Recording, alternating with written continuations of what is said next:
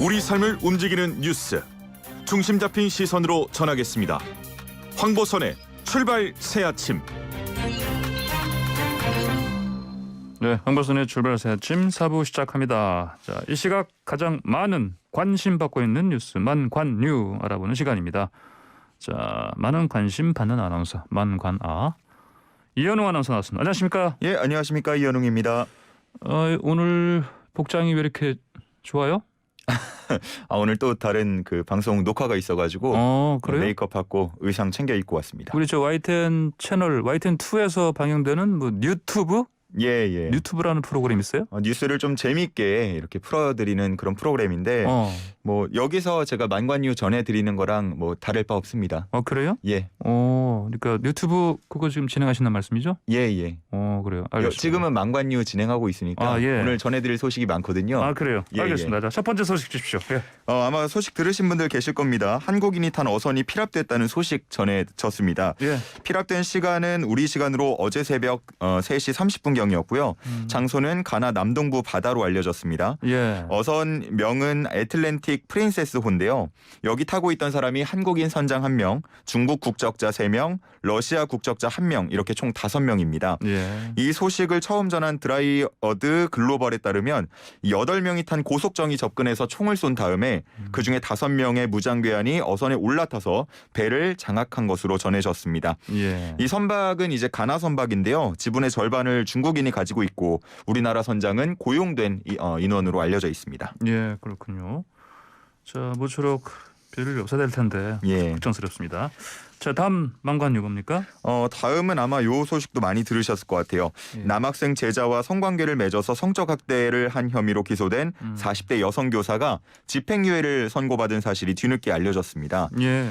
이 여성교사 A씨는 인천의 한 고등학교 교사로 재직을 하던 중에 2019년부터 2020년 사이 본인이 담임을 맡고 있던 반의 제자 B군과 여러 차례 성관계를 한 혐의로 재판에 넘겨졌습니다. 예. 두 사람의 관계가 처음 알려진 건 다름 아닌 교사 A씨의 신고 전화 때문이었는데요. 두 사람의 관계를 의심한 제자 B군의 부모가 교사 A씨의 집을 찾아간 과정에서 문을 안 여니까 계속 두드렸단 말이죠. 예. 자, 그러니까 교사 A씨가 이제 경찰에 신고를 하게 되면서 이런 그 일련의 과정들이 밝혀진 겁니다. 예. 좀 황당한 건 교사 A씨가 수사 과정에서 나는 제자로부터 오히려 폭행을 당했다, 피해자다 이런 주장을 하기도 했었는데요. 예. 하지만 막상 기소가 되자 반성문을 27차례 제출하면서 선처를 호소하기도 했습니다. 반성문을 27차례 썼다고요? 예. 그래요? 자, 집행유예인데 그러면 아무래도 이제 반성문 쓰는 게 좀 영향을 줬을 법하네요. 예, 뭐 그런 듯 보입니다. 인천지법의 이야기를 들어보면 예. 교사 A씨에게 징역 6개월에 집행유예 3년을 선고했는데 네. 사실관계를 인정하고 반성한다는 점 네. 그리고 전과가 없는 점 등을 고려해서 형을 정했다 이렇게 판시했습니다. 초범이니까요. 그런 예. 적이 없어서. 그러면 자, 그럼에도 불구하고 앞으로 근데 뭐 취업하는데 좀 당연히 그렇죠. 예. 이 80시간 성폭력 치료 강의 수강을 해야 되고요. 사회봉사 160시간도 주어졌습니다. 예. 또 5년 동안 아동 청소년 관련 기관 취업 제한도 함께 명령을 했습니다. 예. 이 사건을 본 이제 누리꾼들의 반응이 좀 저도 궁금해서 찾아봤는데 아무래도 이 형량에 대한 비판이 좀 많은 것 같아요. 예. 뭐 집행유예를 받을 사건이냐 뭐 이런 얘기도 많았고요. 또 어김없이 성별 문제를 꺼내드는 누리꾼들도 많았습니다. 만약에 성별 문제요? 남자 교사가 여자 제자에게 똑같은 행위를 했다면 이게 뭐 같은 판결이었겠느냐 뭐 이런 반응도 꽤 많았습니다. 그래요. 그렇군요. 자, 그러면은 성별이 바뀌면 도대체 어떤 상황이 되길래? 저도 사실 그게 궁금해가지고 좀 찾아봤어요. 근데 예. 사실 뭐 사건은 사건마다 다 세부 내용이 다르다 보니까 예. 판결이 이제 비교하는 게 무의미하긴 하거든요. 근데 뭐 집행유예를 받은 사건들도 성별이 바뀌더라도 있었고요. 예. 근데 제가 주목을 한 부분은 그것보다 이 남학생이 피해자였을 경우에는 2차 가해가 좀 심했습니다. 그러니까 어떤 말이냐면 예. 남학생이 피해자였을 때, 남학생이었을 때 예. 아니 남자가 힘도 세고 한데 예. 당하고만 있었던 거는 이게 말이 되느냐, 남자도 즐겼던 거 아니냐 뭐 예. 이런 등의 좀 반응이 많았거든요. 예. 이런 거는 좀 줄여야겠다라는 좀 생각이 들었습니다. 남학생이 피해자일 경우 2차 피해, 2차 가해가 또 있었다. 예. 알겠습니다. 다음 만관이 뭡니까?